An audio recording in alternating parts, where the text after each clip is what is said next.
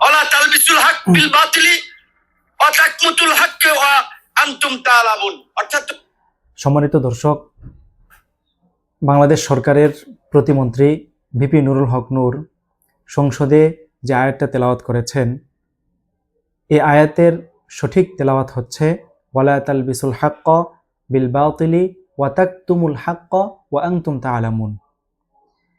এর অর্থ হচ্ছে, তোমরা মিথ্যার সাথে সত্যকে মিশ্রিত করিও না এবং জেনে শুনে সত্যকে গোপন করিও না। এখানে ভিপি নুরুল হক নূর সাহেব যেভাবে তেলাওয়াত করেছেন, ওয়ালা তালবিসুল হাক্ক বিল বাতিলি ওয়া তাকতুমুল হাক্কর স্থানে তিনি ওয়া তাকমুতুল হাক্ক তেলাওয়াত করেছেন।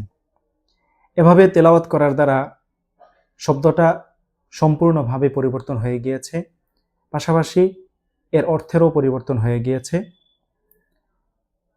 তাজভিদ অনুযায়ী, কোরআনের নিয়ম কানুন অনুযায়ী এ ধরনের ভুলকে লাহনে জলি বলা হয়ে থাকে, অর্থাৎ বড় ধরনের ভুল, সুস্পষ্ট ভুল।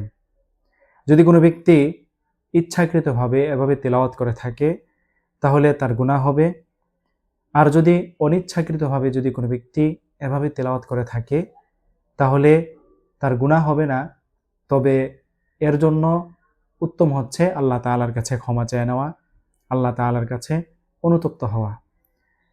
দ্বিতীয়ত, হানাফি মাযহাব অনুযায়ী যদি কোনো ব্যক্তি নামাজের মধ্যে এ ধরনের তিলাওয়াত করে থাকে তাহলে ইচ্ছাকৃত যদি এভাবে তিলাওয়াত করে তাহলে তার নামাজ সম্পূর্ণ ফাসেদ হয়ে যাবে, নষ্ট হয়ে যাবে।